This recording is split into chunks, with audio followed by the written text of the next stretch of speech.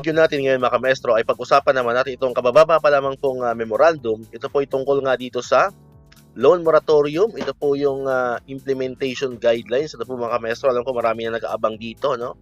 Dito sa guidelines po ng Department of Education para maka-avail po tayo ng ating loan moratorium mula po January hanggang April next year. Alright, ang memorandum na to ay galing po kay Ma'am Annalyn M. Sibilia, ang ating pong Undersecretary, ayan, and Attorney Edson Byron C., ang atin pong Assistant Secretary for Finance. Ayan.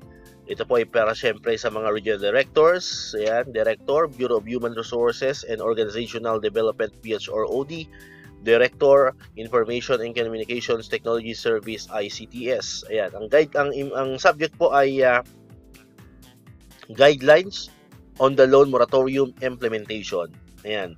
On November 26, 2024, the Secretary Sani Angara requested all financial institutions to provide a moratorium on the collection of loan payments for DepEd teaching and non-teaching personnel and employees. As stated in the said request, the loan moratorium shall be provided as follows.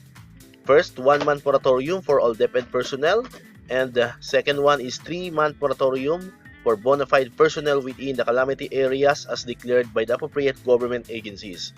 In line with this, stated in this memorandum are the procedures and considerations for the implementation of the loan moratorium.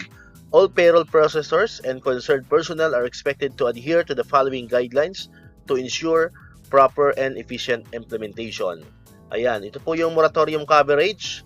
DepEd borrowers shall be provided with 1-month moratorium for all DepEd personnel and or 3-month moratorium on loan payments for bona fide DepEd personnel within the calamity areas as declared by the appropriate government agencies or both depending on the option chosen by the financial institution. Ayan, so malinaw po dito, wala halos na bago, no?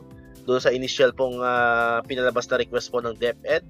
So 1-month moratorium for all DepEd personnel and plus 3 months moratorium for all DepEd personnel na affected po ng mga calamity. Next one, the loan moratorium shall be implemented starting in January 2025 up to April 2025 as applicable. Regular payroll processing shall be made for the month of December 2024. So dito po nagkaroon ng konting changes, ng slight changes. Kasi doon po sa original pong request ng DepEd is dapat mag-start siya ngayong December 2024. Nausog lang po ng 1 month. So instead of December, mag-start po tayo ng January 2025 until April 2025, no? 4 months for those affected ng calamity. Ayan. Next po, the loan moratorium shall apply exclusively to loan obligations including principal, interest, penalties, and other similar accruals and charges for the specified periods. Next po, salary deductions for insurance premia, membership fees, and the like shall not be covered by the moratorium. The loan moratorium shall be limited to affected areas specified in Annex A. Next po, the loan moratorium shall cover the financial institutions in the attached annexes as follows. Ayan po, ito pong mga annexes na ito, andyan po yan sa separate video po natin. Hindi ko na po siya diniscuss dito sa video na to. Meron po tayong separate video para dito. Paki-search nyo na lang po sa channel po natin. Alright? So, yung Annex B po is list of financial institutions granting 4-month moratorium. Annex C is list of financial institutions granting 3-month moratorium. Annex D naman po is list of financial institutions granting 1-month moratorium. Annex E naman po is list of members, Chamber of Thrift Bank, CTB, and Rural Bankers Association of the Philippines, RBAP, granting loan moratorium through refund but will collect interest. And Annex F, list of members of Salary Deductions Assurance Association Incorporated, granting loan moratorium through refund and will waive interest. Alright? Next naman po is payroll adjustments. Ayan, the central office through the Information and Communications Technology System Solutions Development Division or ICTS SDD shall develop the necessary adjustments in the payroll program for the period covering January 2025 to April 2025 as applicable. The said program shall be provided to all regional payroll services units or RPSU.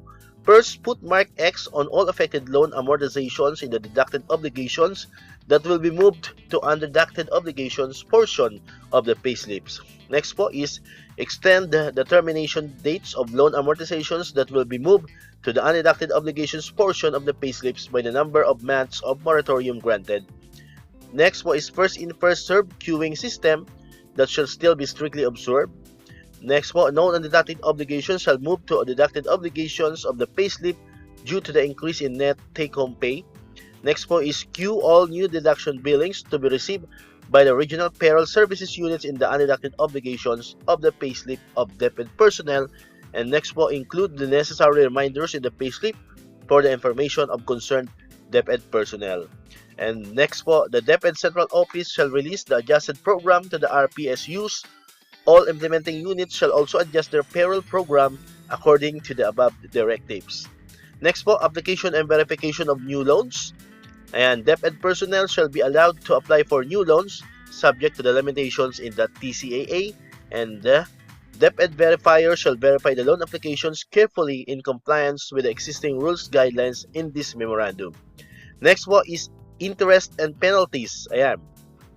The DepEd borrowers shall not incur any additional charges, cost, penalties, surcharges, interest on interest, or any other accrual on the outstanding balance due to the moratorium.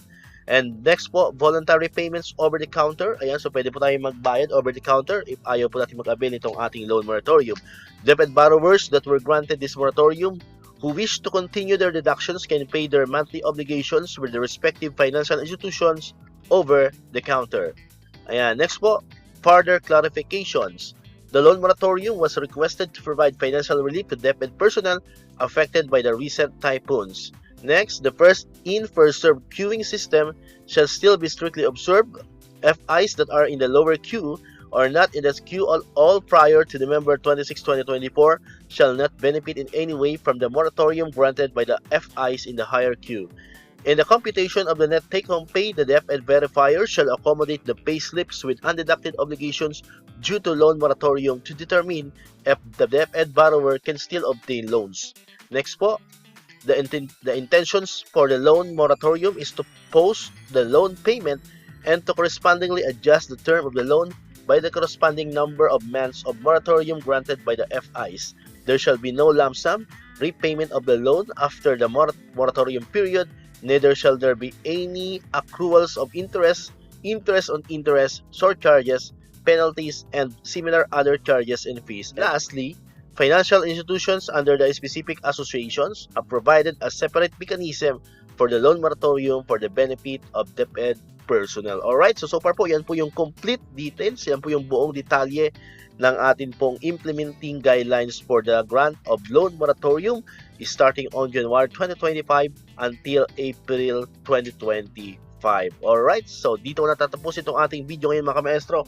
Kung di ka pa nakakapag-subscribe, click mo na ang subscribe button dyan para ikaw yung unang nakapanood ng mga videos na na-upload natin. Katulad ko yung mga updates pa rin about sa loan moratorium and other benefits ng mga teachers and government employees. And syempre, click mo na rin ang notification bell button para manonotify ka, always updated ka pag may mga bago tayong uploaded na videos.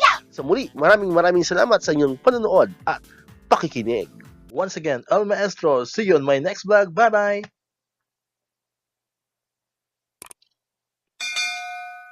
1, 2, 3.